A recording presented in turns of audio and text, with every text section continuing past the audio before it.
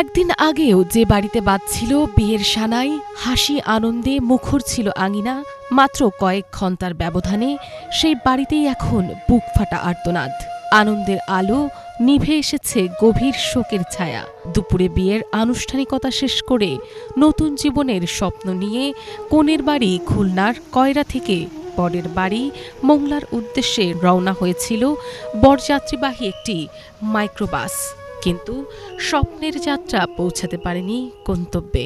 বাগেরহাটের রামপাল উপজেলার বেলাই ব্রিজ এলাকায় ঘাতক বাসের ধাক্কায় পিষ্ট হয়ে প্রাণ হারান বরকনেসহ অন্তত ১৪ জন। স্থানীয়রা জানান, বৃহস্পতিবার দুপুরে কয়রা উপজেলার নকশা এলাকায় মার্জিয়া আক্তার মিতুর সঙ্গে মোংলার আহাদুর রহমান সাব্বিরের বিয়ে সম্পন্ন হয়। বিয়ের পর লাল শাড়ি ও হাতে মেহেদির রং নিয়ে নতুন জীবনের স্বপ্নে শ্বশুরবাড়ির পথে রওনা দেন নববধূ।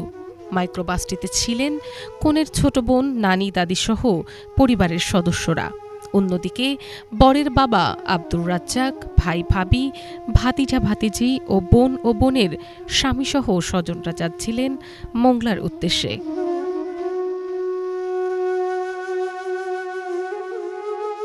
কিন্তু বিকাল ৪টার দিকে খুলনা মোংলা মহাসড়কের বেলাই ব্রিজ এলাকায় মাঝপথে নৌবাহিনীর একটি বাসের ধাক্কায় মুহূর্তেই থেমে যায় বরকনেসহ অন্তত ১৪ প্রাণ। নববধূ মার্জিয়ার পরনে তখন লাল শাড়ি, হাতে তাজা মেহেদির রং। বিয়ের আনন্দঘন পরিবেশ মুহূর্তেই কান্নায় ভারী হয়ে ওঠে। লাল শাড়ি জড়িয়েই মার্জিয়ার মরদেহ নেওয়া হয় মর্গে। সে ছেলে বিয়ে দিতে, সেই ছেলেকে বিয়ে দিয়ে বউ নিয়ে তারা ফিরে আসছিল। এই অবস্থায় এই যে মানে সেই বোর যে লাল কাপড়, লাল বেনারসি, সেই বেনারসি দিয়েই তার লাশ আনতে হয়েছে। এর চেয়ে বড় দুর্ঘটনা, জীবন যখন শুরু হচ্ছে, জীবন যখন প্রথম রঙিন হচ্ছে, সেই রঙিনটা সাদা হয়ে গেছে। বড় দুঃখজনক ব্যাপার। এটার সুস্থ বিচার কিভাবে পাইতে পারি? আমার ফ্যামিলির ৩-৪টা ফ্যামিলির তো নাই।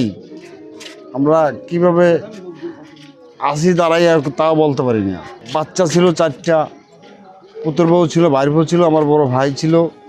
এদের কেউ দেখার মতো নাই পরিস্থিতি। আর এই বিচারের গাড়িগুলো, নৌবাহিনীর গাড়িগুলো টানে বেপরা, এই গাড়ির জন্যই কোনো সাইড দেয় নাই। বরের বাবা মোংলা পৌরসভার ৮ নম্বর ওয়ার্ড বিএনপির সভাপতি আব্দুর রাজ্জাক। দুর্ঘটনার খবরে মুহূর্তেই শোকের ছায়া নেমে আসে মোংলা ও কয়রা এলাকায়।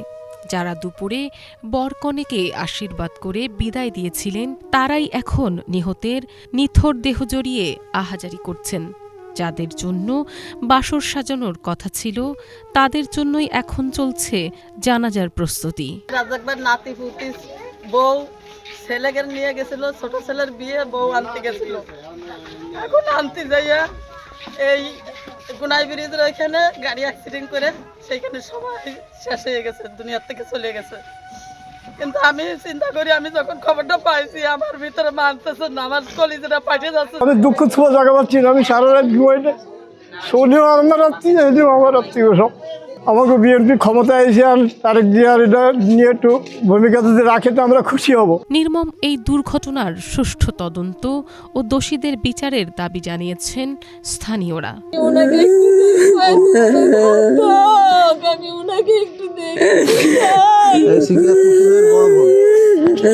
আমি আর কেউর মুখ দেখতে চাই না, আমি ওই ঘাতকের মুখ দেখতে চাই। আমি শুধু ওটাই মনে রাখবো যে এটাই ঘাতক। এটা কিভাবে সম্ভব? আপনারা একটু এইটুকু দাবি পূরণ করেন। আমি আমার স্বামীকে বলছি, আমি তাকে একটু দেখতে চাই। আমার সব শেষ করে দিল। আনন্দের যাত্রা যে এভাবে শোকযাত্রায় পরিণত হবে তা কেউ কল্পনাও করতে পারেনি। নির্মম সড়ক দুর্ঘটনা কেড়ে নিল ১৪টি স্বপ্ন আর শোকের সাগরে ভাসিয়ে দিল ২টি পরিবারকে। Bangla vision news desk.